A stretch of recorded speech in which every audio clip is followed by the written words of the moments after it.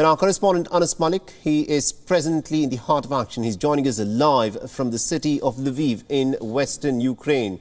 And he's of course been tracking the developments very closely there. Anas, bring us up to speed with what is happening in the city where you are. And this is of course the 11th day of the conflict so far. Has anything changed on the ground?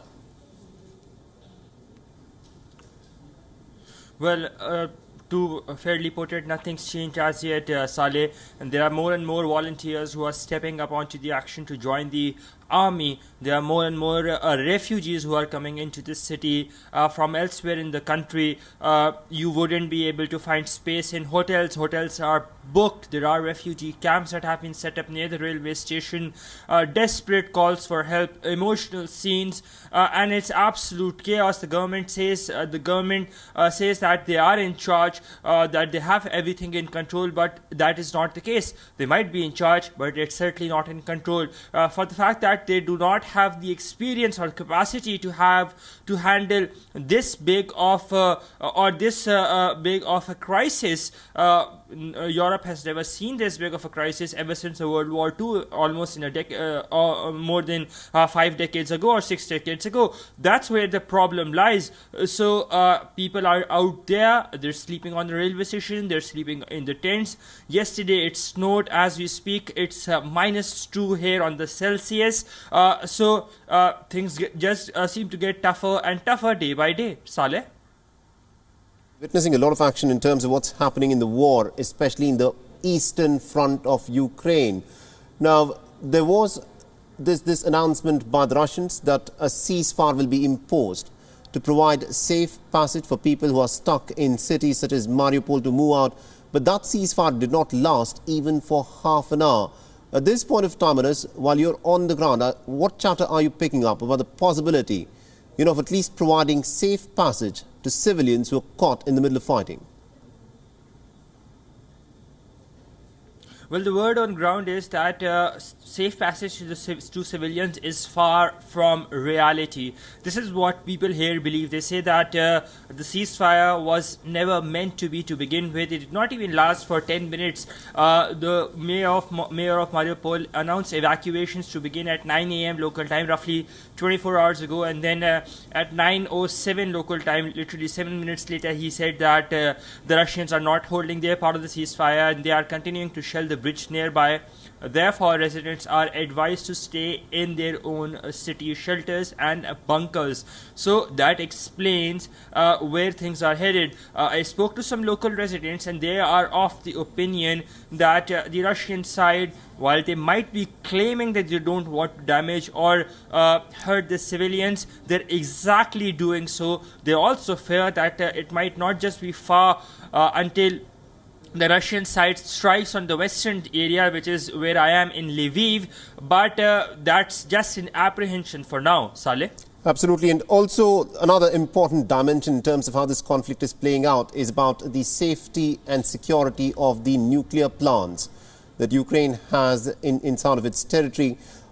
Yesterday there were reports that the Zaporizhia nuclear power plant had been taken over by the Russians, and now there are reports that say that Ukraine has managed to win back the control. Any clarity on that front? Well, this war, as they say that the first casualty of war is truth. So this war, there has been a lot of information swamping or propaganda warfare from either of the sides. As we speak, there is no independent confirmation to Ukraine's claim of taking back the nuclear power plant's control, though it might just look a bit far from reality, because yesterday we saw videos being circulated that claimed or purportedly showed that the Russian forces had control over the city. Therefore, it might just sound a bit far-fetched, but you never know, it might just hold some truth as well. An independent claim is yet awaited for one very reason, for the fact that it's in the east where the conflict is currently raging and ramping up. There are no media representatives, and the little or some civilians who are left there, they're mostly confined to their bunkers or shelters. Saleh? Right, and also, Anas, in terms of, accessing food, in terms of accessing cash, in terms of data connectivity, on the ground, how difficult is it for the locals to, in fact, be able to go purchase essentials in the supermarket? Tell us a little bit about how well stocked Ukraine is and about the supplies. I think the situation would be better in the western part of the country where you are, but on the eastern front, any information that has come in from that side? Well, you've rightly mentioned the situation is indeed much better in the western part where I am in Lviv, and the residents of Lviv or Lvivians seem to be stocked for about 2 weeks, and so is the administration as well. But towards the northeast, east or central parts of the country, basically towards Kyiv and to Kharkiv and Mariupol, the adjoining area, the areas that are in proximity to the Russian border, things are not so good. There is a medicinal shortage, there is a supply shortage, water shortage, food shortage, essential item shortage, for the very reason that the war is persisting, the conflict is escalating, and no reinforcements or supplies, resupplies of these essential items have been able to get there. Therefore, they've run out of that. We've seen people lining up in eastern parts of the country to get even food or water that is being provided by NGOs or non-governmental organizations.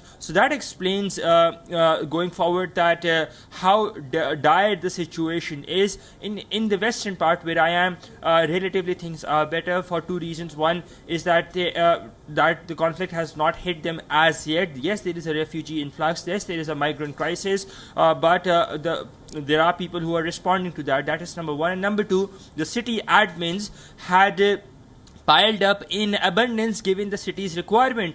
But there are people within the city itself who have left or fled to safety, to what they consider as relative safety in European countries, that is towards Hungary, Poland, Slovakia and Romania. Therefore, those essential items which were stocked up for the people who have left, that's left behind, so they have enough to accommodate in case something untoward happens towards the western side as well. Saleh? Absolutely. And also the city of Lviv is known as the cultural capital of Ukraine. We saw you reporting on how the people in Lviv have been making efforts to ensure that some of these cultural monuments are safe in the eventuality of street fighting. Bring us up to speed with how they are going about conserving their local monuments then. Well, conservationists are there, and they are ensuring that sculptures or statues from the ancient times, they remain safe in case of a Russian attack or an attack on this city. We've seen statues that are fixed statues. They've been wrapped up in plastic sheets with styrofoam around them. Statues which could have been moved, or wooden sculptures, including one which we reported on from the 14th century at the Armenian Cathedral of Jesus Christ, that has been moved, that has been preserved by authorities. They are making sure that, given that you rightly mentioned that the city is known as the cultural capital of Ukraine, therefore they would want to make sure that in case of any attack or any invasion or any slightest of the threats, these heritage sites or these cultural sites, they remain safe. And we've seen the bid to conserve them being taking place over the past 2 or 3 days since we've been here. Saleh? Absolutely indeed. So on the one front, Russia is of course going full on with the war that it is waging in Ukraine, but on the other there are also diplomatic efforts to try and bring some kind of an amicable solution. We've seen the Israeli Prime Minister Naftali Bennett, who in fact was at the Kremlin. He met with Vladimir Putin. At this point of time, has there been any announcement at all in terms of how the Kremlin is looking at the diplomatic overtures by the West? Well, at this point of time, the Ukrainian side is a bit skeptical in commenting on these meetings. The only comment we saw yesterday was at the meeting between Secretary Blinken, the U.S. Secretary of State, Secretary Blinken, and the Ukrainian Foreign Minister. That was it. I spoke to some government sources within the Ukrainian government. They're saying they're a bit skeptical. They say that they should not be losing hope, but given that how the West has responded in the past 10 days or so, since this conflict began, there seems to be some disappointment in their words for the fact that they thought that the West would be responding in a much more efficient manner, much more than just words and advices, contrary to what has been the case. But that is perhaps one of the reasons. So they're saying they're currently on a wait and watch policy, and going forward, in case if something tangible happens, we might be expecting a statement or two or a move from the Ukrainian government as well, Saleh. Absolutely, indeed. Thank you very much indeed, Anas Malik, for joining us from Lviv and getting us all those updates, and do stay safe there. WION is now available in your country. Download the app now and get all the news on the move.